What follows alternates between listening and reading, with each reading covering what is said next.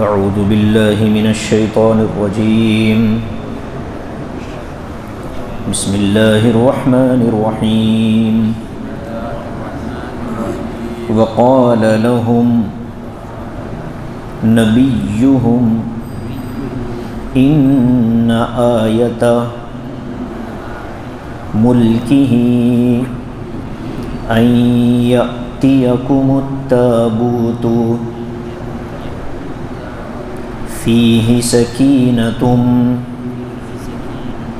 من ربكم وبقية مما ترك آل موسى وآل هارون تحمله الملائكة إن في ذلك لآية لكم إن كنتم مؤمنين. فلما فصل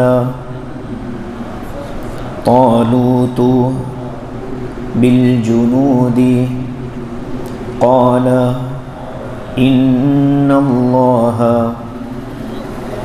مبتليكم بنهر فمن شرب منه فليس مني ومن لم يطعمه فإنه مني إلا من اغترف غرفة بيده فشربوا منه إلا قليلا منهم فلما جاوزه هو والذين آمنوا معه قالوا لا طاقة لنا اليوم بجالوت وجنوده قال الذين يظنون أنهم ملاقو الله كم من فئة قليلة غلبت فئة كثيرة بإذن الله والله مع الصابرين.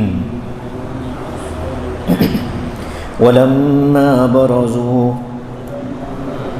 لجالوت وجنوده قالوا ربنا أفرغ علينا صبرا وثبت أقدامنا وانصرنا على القوم الكافرين. ترجمہ دیکھیے. وقال لهم نبيهم إن آية ملكه أن يأتيكم التابوت. ان کے نبی نے ان سے یوں فرمایا کہ طالوت کی بادشاہت کی نشانی یہ ہے کہ ان کے پاس تمہارا وہ تابوت آ جائے گا. فیہ سکینۃ من ربکم، جس میں تمہارے رب کی طرف سے سکینت کا سامان ہے. وبقیۃ مما ترک آل موسیٰ، اور باقیات ہیں ترکے میں سے حضرت موسیٰ علیہ السلام کے، وآل ہارون، اور ہارون علیہ السلام کے خاندان کے. تحملہ الملائکہ، یہ صندوق ملائکہ اٹھا کر لائیں گے. ان فی ذلک لآیۃ لکم ان کنتم مؤمنین، اس میں تمہارے لیے نشانی ہے اگر تم سچے معنی میں مومن ہو. فلما فصل طالوت بالجنود، جب طالوت نے لشکر کو لے کر لشکر کو لے کر آگے بڑھے، قال ان اللہ مبتلیکم بنہر، تو تو انہوں نے یہ اعلان کیا کہ اللہ تعالیٰ تمہاری آزمائش کرنے والے ہیں ایک نہر کے ذریعے، ندی کے ذریعے۔ فمن شرب منہ فلیس منی، اس میں سے جو آدمی پانی پی لے گا وہ مجھ سے نہیں ہے، یعنی میرا نہیں ہے۔ ومن لم یطعمہ فإنہ منی، اور جو اس سے پانی نہیں پیے گا وہ میرا اپنا ہے۔ الا من اغترف غرفۃ بیدی، ہاں اگر کوئی اپنے ہاتھ سے ایک چلو پی لے تو معاف ہے۔ فشربوا منہ الا قلیلا منہم، سارے لشکر نے پانی پیا، تھوڑوں نے نہ پیا۔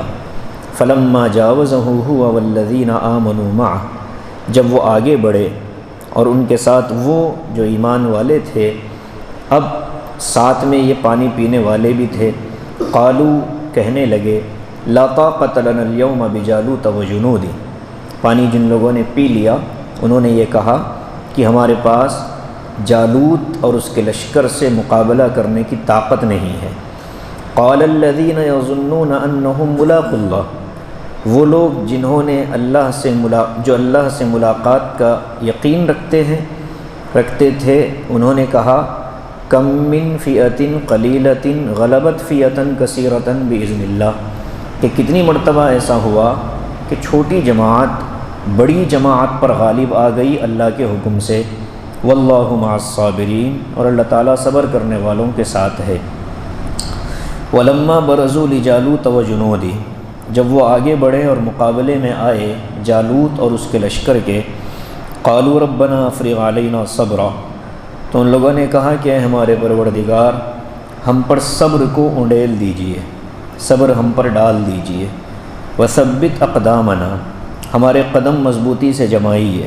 وانصرنا علی القوم الکافرین، اور ہمیں کافر قوم پر کامیابی عطا فرمائیے، ہماری مدد فرمائیے۔ ایک قصہ ہے، پچھلے درس سے چل رہا ہے، اگلے درس تک چلے گا۔ حضرت موسیٰ علیہ السلام اور ہارون علیہ السلام کے بعد ایک لمبے عرصے تک بنی اسرائیل میں انبیاء کا سلسلہ جاری رہا۔ انہی میں ایک نبی تھے حضرت شموئیل، ان کے زمانے کا یہ واقعہ ہے، میں نے اس کی تفصیلات اس سے پہلے درس میں رکھ دی تھی۔ حضرت شموئیل کے زمانے میں بنی اسرائیل جو تھے ان پر کافروں نے قبضہ کر لیا تھا، ان کے بچوں کو قتل کر دیے تھے، ان کی عورتوں کو غلام باندی بنا لیا تھا، اور ان کی بستیوں پر قبضہ کر کے بیٹھ گئے تھے۔ تو ان لوگوں نے نبی سے درخواست کی تھی کہ ہمارے لیے کوئی بادشاہ متعین کیجئے تاکہ ہم مقابلہ کریں۔ تو نبی نے ان سے پوچھا تھا کہ اگر تم کل کو اپنی بات سے پھٹ جاؤ تو کیا ذمہ داری؟ تو انہوں نے یقین دلایا، وما لنا الا نقاتل فی سبیل اللہ، ہم کیسے نہیں لڑیں گے جب کہ ہم کو گھروں سے نکالا گیا، تو اولاد سے دور کیا گیا۔ تو پھر ان پر اللہ تعالیٰ نے طالوت نامی ایک نیک شخص کو بادشاہ مقرر کیا، تو اس پر اعتراض کیا کہ اس کو کیسے بادشاہت ملے گی، نہ اس کے پاس مال ہے نہ اس کے پاس علم ہے، مال ہے۔ وَنَحْنُ أَحَقُّ بِالْمُلْكِ، ہم کو ملنی چاہیے، اس کے پاس تو مالداری نہیں، غریب آدمی ہم پر کیسے حکمرانی کرے گا؟ تو اس کا اللہ نے جواب دیا کہ یہ انتخاب اللہ کی طرف سے ہے، اور حکومت کرنے کے لیے مال کی ضرورت نہیں ہوتی، معلومات کی ضرورت ہوتی ہے، علم کی ضرورت ہوتی ہے۔ مالدار سارے پڑھے لکھے ہوں یہ بھی ضروری نہیں، کتنے مالدار ایسے ہوتے ہیں جن کو گنتی تک ڈھنگ سے نہیں آتی۔ تو مالداری حکومت کے قابل نہیں، عہدوں کے لیے مالدار ہونا ضروری نہیں، قابل اور علم والا ہونا ضروری ہے، صحت مند ہونا ضروری ہے۔ اللہ نے وہ دو چیزیں بتائی کہ اس کو وزادہ بسطۃ فی العلم والجسم، جسم اور علم، ان دونوں میں اللہ نے اس کو تم پر فوقیت دی ہے۔ اب جب یہ بات آئی تو ان لوگوں نے پھر کہا کہ آپ کی زبان سے آپ ہم کو کہہ رہے ہو، اللہ تعالیٰ نے بھی تو کہنا چاہیے۔ وہی بنی اسرائیل کی پرانی عادت، موسیٰ علیہ السلام سے کہا کہ تورات آپ لا کر سنا رہے ہو، ہم نہیں مانیں گے اللہ جب تک ہم کو نہیں بولے گا۔ تو اللہ نے پہاڑ پر ہی سب کو ختم کر دیا تھا۔ تو موسیٰ علیہ السلام بولے اللہ یہاں لا کے میں مار دیا بلکہ میرے سر پہ عذاب آ جاتا، ذرا زندہ کر دو، وہاں جا کے کچھ تو بھی کر لو۔ حتیٰ نر اللہ جہرۃ فاخذتہم الصاعقہ، تو یہ قوم تو وہی تھی نا، تو اب کیا کہنے لگے کہ اللہ میاں خود بولنا. تو اللہ تعالیٰ نے وقت کے نبی حضرت شموئیل کی زبان سے فرمایا، وہ جو آج کا سبق ہے. وقال لهم نبیہم ان آیۃ ملکہ، ان کے نبی نے ان سے کہا کہ اس کی بادشاہت کی نشانی یہ ہے کہ اس کا جو تمہارا تابوت تھا وہ تمہارے پاس آ جائے گا. اب یہاں تابوت کا لفظ آیا ہے، یہ وہی مشہور تابوت ہے جس کو تابوت سکینہ کہا جاتا ہے. مسلمان، عیسائی اور یہودی یہ تینوں اس بات پر متفق ہیں کہ تابوت سکینہ برکت کی چیز تھی. ہم اس لیے برکت کی چیز مانتے ہیں کہ اس میں انبیاء کے باقیات ہیں، ہمارا ایمان ہے. یہودی اس لیے مانتے ہیں کہ ان کے ہاتھوں سے وہ نکل گیا تھا، اور عیسائی اس لیے مانتے ہیں کہ وہ بھی چونکہ سابقہ انبیاء پر ایمان لانے والے ہیں تو وہ بھی اس کو مقدس مانتے ہیں. اب یہ تابوت سکینہ کا جو معاملہ ہے، تابوت سکینہ کا جو معاملہ ہے، یہ معاملہ بڑا نازک ہے. اس کی تفصیلات جو قرآن و احادیث میں بیان کی گئی ہیں وہ بہت زیادہ بکھری ہوئی ہیں. یعنی اس سلسلے میں روایات جو ہیں الگ الگ روایتیں ہیں. حتمی باتیں بہت تھوڑی ہیں، یعنی جو واقعی مضبوط بات ہو وہ بہت تھوڑی ہیں. پہلی بات تو یہ ہے کہ ایک تابوت، صندوق جس کو کہتے ہیں، لکڑی کا بنا ہوا تھا. شمشاد کی لکڑی تھی اور 3 گز لمبا تھا، 2 گز چوڑا تھا، صندوق جیسا، اور سارے کا سارا اوپر سے سونے سے اس کو ڈھانک دیا گیا تھا. بنا تھا لکڑی کا لیکن اس کو خوشنمائی کرنے کے لیے سونا اس پر چڑھایا گیا. یہ انسان کا بنایا ہوا نہیں ہے، بلکہ یہ جنت سے جب حضرت آدم علیہ السلام کو زمین پر اتارا گیا تھا تو اسی وقت یہ تابوت بھی اللہ تعالیٰ نے ان کے ساتھ زمین پر اتار دیا تھا. تابوت سکینہ، یہ جو تابوت تھا اس میں چیزیں کیا تھیں؟ تو اس میں انبیاء کے باقیات تھے. آدم علیہ السلام جب لے کر کے آئے تو ان کی اپنی ضرورت کی چیزیں تھیں. پھر وہ تابوت منتقل ہوتا ہوتا سارے 1,00,000 انبیاء کے ہاتھوں منتقل ہوتا ہوتا حضرت موسیٰ تک پہنچا. حضرت موسیٰ علیہ السلام کے باقیات اس میں تھے. کیا تھے اس میں؟ حضرت موسیٰ کا وہ مشہور عصا تھا، حضرت موسیٰ کے جوتے تھے، اور اسی طرح حضرت موسیٰ علیہ السلام کے پاس تورات جن تختیوں پر آئی تھی ان تختیوں کا کچھ حصہ تھا. من و سلوہ جو اترتا تھا وہ بھی تھوڑا سا اس میں رکھا تھا. باقیات تو خراب ہوا، یہ محفوظ تھا. ایسے ہی حضرت ہارون علیہ السلام کا عمامہ تھا، پگڑی، اور ایک کرتا تھا ان کا. تو یہ باقیات انبیاء کی تھیں. اس کو بنی اسرائیل جو تھی، حضرت موسیٰ کی جو قوم تھی، وہ لڑائی میں ہمیشہ سامنے رکھتے تھے. کافروں سے جب ان کو لڑنا ہوتا تو سامنے رکھتے تھے اور مقابلہ کرتے تھے. بڑی بابرکت چیز، ظاہر ہے کہ انبیاء کے معجزے والی چیزیں جس میں ہوں، حضرت موسیٰ کا عصا جب اس میں آ جائے تو اس کی برکت کا کیا کہنا. تو یہ بڑی بابرکت اور مقدس ہونے کی وجہ سے بنی اسرائیل اس کی بڑی حفاظت کرتے تھے. جب اس کی قوم کے اندر بگاڑ پیدا ہوا بنی اسرائیل میں اور کمزوری آئی ایمان و عقائد میں، بت پرستی شروع ہونے لگی، تو اللہ تعالیٰ نے ان سے یہ چھین لیا. اس کا سبب ایک کافر بادشاہ بنا، بخت نصر، بہت مشہور بادشاہ ہے تاریخ کا، جس نے یروشلم اور بیت المقدس کو تباہ و تاراج کیا تھا عیسیٰ علیہ السلام سے پہلے. اسی کے ہاتھوں یہ تابوت ان کے پاس سے نکل گیا تھا. نکل کر وہ اپنے ساتھ لے کر چلے گئے تھے عمالقہ. یا اور پہلے ہوا، عمالقہ قوم نے تابوت پر ان پر حملہ کیا، بستیاں اجاڑی اور یہ تابوت لے کر چلے گئے. یہ جو پچھلے صفحے میں انہوں نے جو شکایت کی وہ یہی ہے. اس کے بعد پھر اللہ تبارک و تعالی نے ان کو یہ تابوت لوٹانے کا فیصلہ کیا تو یہ نظام بنایا. اور یہ تابوت عمالقہ لے کر گئی اور غصے کی وجہ سے، یعنی کہ یہ ان کے لیے بابرکت چیز ہے لہٰذا ہم اس کی توہین کریں گے، انہوں نے اس کے گندگیوں میں رکھ دیا تھا، گندی جگہوں پر. تو ظاہر ہے کہ جب بے حرمتی ہوگی تو اللہ کا عذاب بھی آئے گا. تو ان کی قوم پر عذاب آیا، عمالقہ پر. کیا عذاب آیا 5 بستی کے لوگ مر گئے، 5 گاؤں ان کے مر گئے، اور جہاں وبائیں اترنے لگیں، پریشانیاں اترنے لگیں، تو ان لوگوں نے مشورہ کیا اور یہ کہا کہ بھئی یہ شاید اس تابوت کی وجہ سے ہو رہا ہے، لہذا ہم اس تابوت سے دستبردار ہوتے ہیں۔ 2 بیل پکڑے، اس کے پیچھے بنڈی لگائی، تابوت اس میں رکھا اور بیلوں کو بھگا دیا کہ بھئی تم کہیں تم بھاگو۔ یہ سارا نظام اللہ تعالیٰ چلا رہے ہیں۔ اور یہاں حضرت شموئیل فرماتے ہیں کہ اس کی نبوت کی اس کے بادشاہت کی نشانی یہ ہے کہ وہ تابوت تمہارے پاس آئے گا۔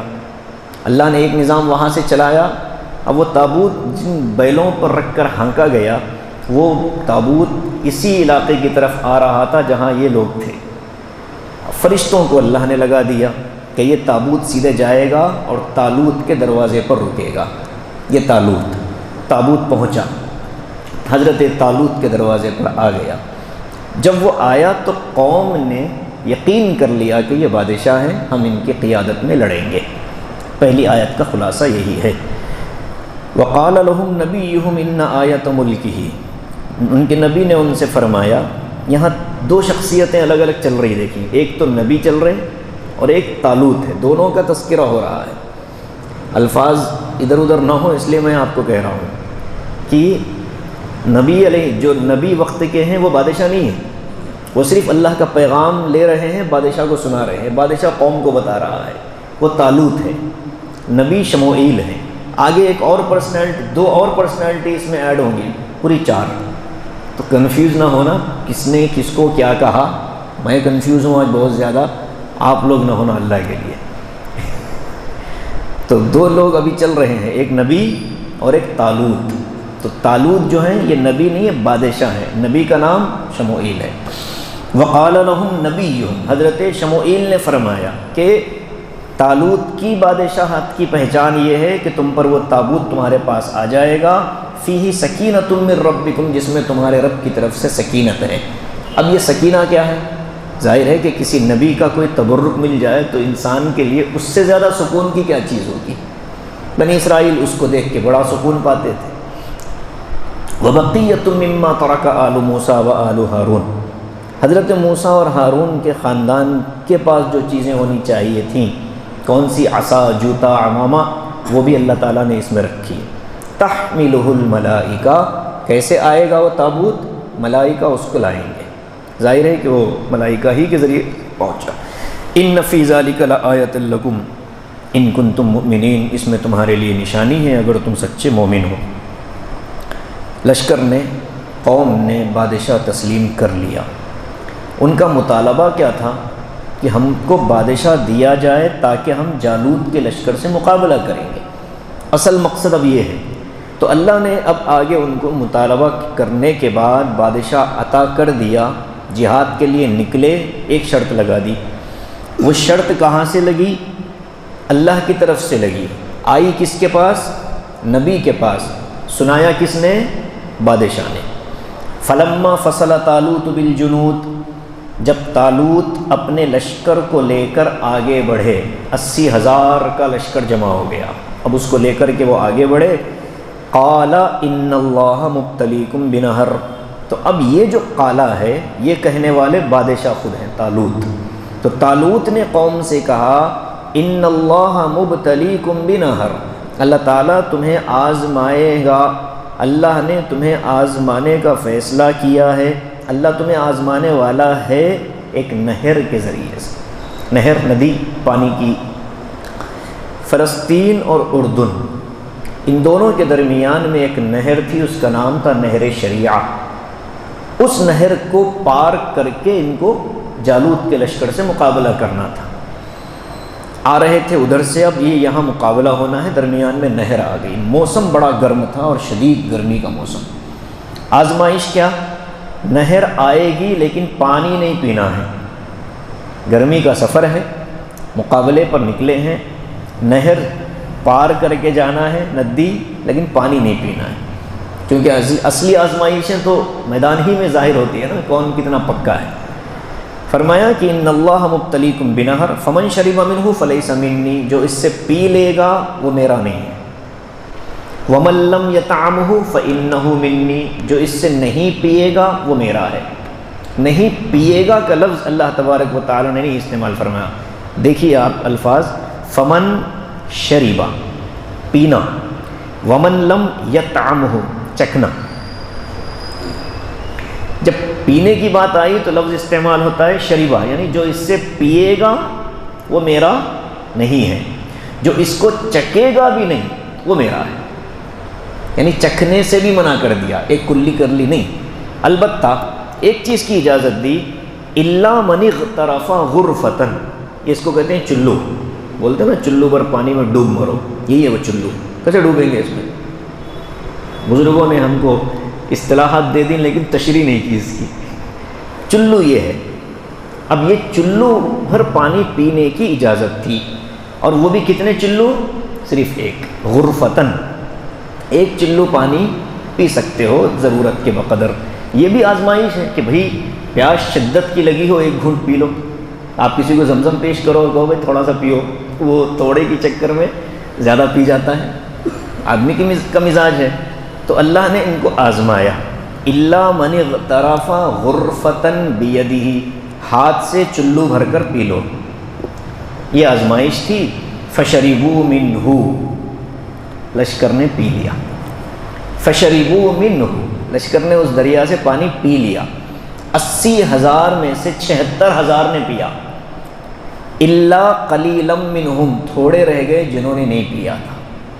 اب یہیں سے فرق ہو گیا۔ پھر ظاہر ہے کہ جب آزمائش میں بندہ اتر کر اس کا شکار اگر ہو گیا تو پھر سب سے بڑا نقصان اس کے اندر روحانی اور ایمانی کمزوری، روحانی اور ایمانی کمزوری پھر آدمی کو بزدلی کی طرف ڈال دیتی ہے۔ اور جو بندے تقوی کے ساتھ ڈٹ کر رہتے ہیں اپنے موقف پر، وہ کبھی کسی سے ڈرتے نہیں، کسی کی تعریف کے خواہش نہیں رہتے، ان کو تو اپنا کام کرنا ہوتا ہے۔ یہاں آپ دیکھیے دو طرح کے لوگ نکلے، جب سب ایک تھے تب نکلے، لیکن جب پانی پی لیا تو اب دو حصوں میں تقسیم ہو گئے۔ فلما جاوزہ ہوا حضرت طالوت، جب دریا پار کر گئے، اردو میں لفظ آتا ہے نا حد سے تجاوز کرنا، جاوز۔ فلما جاوزہ ہوا، جب تجاوز کرے، دریا پار کرے حضرت طالوت، والذین آمنوا معہ، اور وہ لوگ جنہوں نے ان کے ساتھ ایمان لائے، مطلب کیا؟ وہ لوگ جنہوں نے پانی نہیں چکا، حضرت طالوت کے ساتھ وہ لوگ دریا پار کر گئے جنہوں نے پانی نہیں چکا، اور جو 76,000 تھے وہ دریا کے اسی طرف پڑے رہے، اور وہاں سے کیا کہتے ہیں؟ لا طاقت لنا اليوم بجالوت وجنودی، آج ہمارے اندر جالوت اور اس کے لشکر سے لڑنے کی طاقت نہیں ہے۔ محض ایک آزمائش پر نہ اترنے کی وجہ سے ان کی اتنی بڑی طاقت کا نقصان ہو گیا۔ یہ آیت پڑھتا ہوں جب بھی مجھے بڑا ڈر لگتا ہے۔ آج ہم مسلمانوں کی تعداد بھی کروڑوں میں ہے، کہیں نہ کہیں ہم سے ایسی کچھ چیزیں ہو رہی ہیں جو اس قوم کے ساتھ ہوئی تھی، جن چیزوں سے اللہ نے منع کیا ہے، ہم دھڑلے سے ان کا استعمال کر رہے ہیں، نتیجے میں ہمارے سامنے یہ طاقتیں بہت بڑی لگ رہی ہیں۔ لا طاقت لنا اليوم بجالوت وجنودی، بلکہ حماس کی لڑائی کو بھی ہم بزدلی کی نگاہ سے دیکھتے ہیں، بھئی کیا ضرورت تھی، اتنے بچے مروا دیے، اتنی شہادت ہو، ان کو نہیں ہے اس کا اندازہ۔ بھئی اپنا بیٹا مر رہا ہے تو باپ کو فکر نہیں ہوگی، ہم یہاں ہزاروں میل دور بیٹھ کر تبصرہ کر دیتے۔ یہی ہمارے اندر، ہم وہ 76,000 میں ہیں، ہم وہ 4,000 میں نہیں ہیں، اور 76,000 کی کوئی حیثیت نہیں ہوگی۔ حدیث کے الفاظ ہیں، تم سمندر کی جھاگ کی طرح ہوگے، ایک ہوا آئے گی اڑا کر پھینک دے گی تم کو، کوئی حیثیت نہیں ہوگی۔ 76,000 سے نکلنا پڑے گا۔ زندگی کا جائزہ لے لیں صبح سے شام تک، کیا کیا غلطیاں ہو رہی ہیں اس کو دور کر لیں، سمپل فنڈا ہے۔ پوری قوم کی اصلاح نہیں ہو سکتی، فرد کی اصلاح ہو سکتی ہے، ہر بندہ اپنی اصلاح کر لے، بات ختم ہے۔ سب کو معلوم ہے غلط کیا ہے صحیح کیا ہے، غلط چھوڑے صحیح کو اختیار کرے، غلطی ہو جائے توبہ کر لے، اللہ مجھ سے غلطی ہو گئی، آپ نہیں معاف کریں گے تو کون کرے گا؟ پیار محبت سے اللہ کو سمجھا لیں۔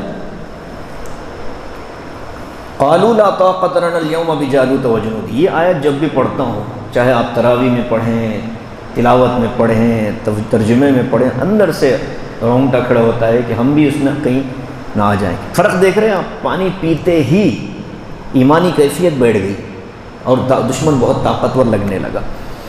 اور دوسرا طبقہ جنہوں نے پانی نہیں چکا، ان کا کردار قرآن بتاتا ہے، قال الذین یظنون انہم ملاقو اللہ، جن کو اللہ سے ملاقات کا یقین تھا، انہوں نے کیا کہا؟ کیا ہوا ہے؟ اتنی بڑی تعداد میں ہے تو کیا ہوا؟ کم من فیۃ قلیلۃ غلبت فیۃ کثیرۃ باذن اللہ۔ کتنی مرتبہ تاریخ میں ایسا ہوا ہے کہ چھوٹی سی جماعت بڑی جماعت پر غالب آ گئی۔ یہ ہے حماس کا نظریہ، 76,000 کا نظریہ، ہم جیسے پیٹ بھرے مسلمانوں کا۔ کیا ضرورت تھی؟ بچوں کو نہیں معلوم تھا اتنی بڑی طاقت ہے اسرائیل، اس کے پیچھے امریکہ ہے، رشیا ہے، جاپان ہے، جرمن ہے، اور یہاں کوئی نہیں ہے مسلمان، ملک اتنے ہیں کوئی ساتھ نہیں دے رہا۔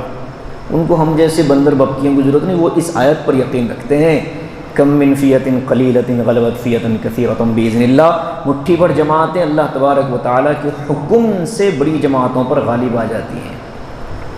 اور یہی آیت غزوہ بدر کے پس منظر میں بھی پڑھی جاتی ہے، اور یہی آیت صحابہ نے لشکروں کو جب لے کر وہ پہنچے تھے جہاد کے، وہ اسی آیت کے ذریعے سے مدد حاصل کرتے تھے۔ اعلان ہوتا تھا ان کے سپہ سالاروں کی تقریروں میں، یہ آیت کوٹ کی جاتی تھی باضابطہ کہ ڈرنے کی ضرورت نہیں ہے، اللہ تعالیٰ کا حکم آئے گا۔ بدر کے اندر 313 مسلمان، 950 کافر، احد کے اندر 900 مسلمان اور 2700 کافر، یعنی ہر وقت 1 سے 3 گنا زیادہ مقابلے پر آ رہے ہیں۔ اور جنگ یرموک کے اندر 60 مسلمان، 60,000 کافر، مسلمان جیتے۔ مدد ہوتی ہے اللہ کی جب ایمان کامل ہوگا، یقین ہوگا، اللہ کے احکام پر عمل پورا ہوگا، تو آدمی پھر ان آیتوں پر یقین رکھتا ہے۔ قال الذین یظنون انہم ملاقو اللہ کم من فیۃ قلیلۃ غلبت فیۃ کثیرۃ باذن اللہ، اللہ کے حکم سے۔ واللہ مع الصابرین، اللہ تعالیٰ صبر کرنے والا ہے۔ یہ ان کا جملہ، وہ ان کا جملہ، دونوں کی بات ختم۔ اب حضرت طالوت نے اللہ سے دعا مانگی، ایسی دعا مانگی گڑ گڑا کر، تڑپ کر دعا مانگی کہ اے اللہ، لشکر جو جالوت کا ہے وہ بہت طاقتور ہے، ایک تو عمالقہ قوم جسم کے اعتبار سے بڑی مضبوط، اور بنی اسرائیل ان کے سامنے کمزور۔ تو ایک دعا تو یہ مانگی کہ مولا مقابلے پر آئے ہیں، ہم کو میدان میں جمائے رکھیے، یعنی بھاگنے کا موقع نہ آئے۔ دوسرے، قدم جما دیجئے اور مشکل وقت میں ہم کو صبر کرنے والا بنائیے، اور مولا یہ جو مقابلے میں جماعت ہے، لشکر ہے، اس کے مقابلے میں ہماری مدد فرمائیے۔ یہ دعائیں مانگی بڑی گڑ گڑا کر، اور پھر پلٹ کر کے اعلان کیا کہ لوگوں، آج تم میں سے جو آگے کا لشکر تھا اس کے امیر کا نام تھا جالوت، ولما برزوا لجالوت، مسلمانوں کے لشکر کے امیر کا نام طالوت، کافروں کے لشکر کا ذمہ دار جالوت۔ لوگ گڑبڑ کر دیتے ہیں، طالوت کو جالوت، جالوت کو طالوت۔ قصہ کبھی سنانے کا موقع آ جائے تو گڑبڑ ہو جاتا ہے معاملہ۔ وہ ایک صاحب تھے، فرعون علیہ السلام کہتے تھے بار بار، تو ہو جاتا ہے، انسان کی زبان سے نکل جاتی ہے چیزیں۔ ایک نے کہا حضرت ابو جہل، حضرت ابو جہل کہاں سے آ گئے؟ تو غیر کیف، اللہ معاف کریں۔ ولما برزوا لجالوت، دعا مانگی حضرت طالوت نے، دیکھیے جالوت کے لشکر سے مقابلے کے لیے۔ دعا کے بعد اعلان بھی کیا، آج جو شخص جالوت کو قتل کرے گا میں اس سے اپنی لڑکی کا نکاح کروں گا، حضرت طالوت کریں۔ دوسرے، جو مجھے بادشاہت ملی ہے میں اپنی بادشاہت کا آدھا حصہ اس شخص کو دے دوں گا جو آج جالوت کو قتل کرے۔ اس لیے کہ جالوت کو قتل کرنا کوئی عام بات نہیں تھی، بہت مشکل۔ ایک تو اس کا قد کاٹ اور اس کا حفاظتی حصار، اتنا بڑا لشکر۔ اب یہاں ایک نیا نام آتا ہے تاریخ میں، اگلی آیت میں اس کا لفظ ہے، وہ حضرت داؤد علیہ السلام تھے، وہی نبی جو مشہور ہیں، جن کا سلسلہ حضرت سلیمان علیہ السلام ان کے بیٹے ہیں، بادشاہ کے داؤد یہ ہیں، نوجوان تھے بالکل، یہ اس لشکر کے سپاہی بن کر آئے تھے۔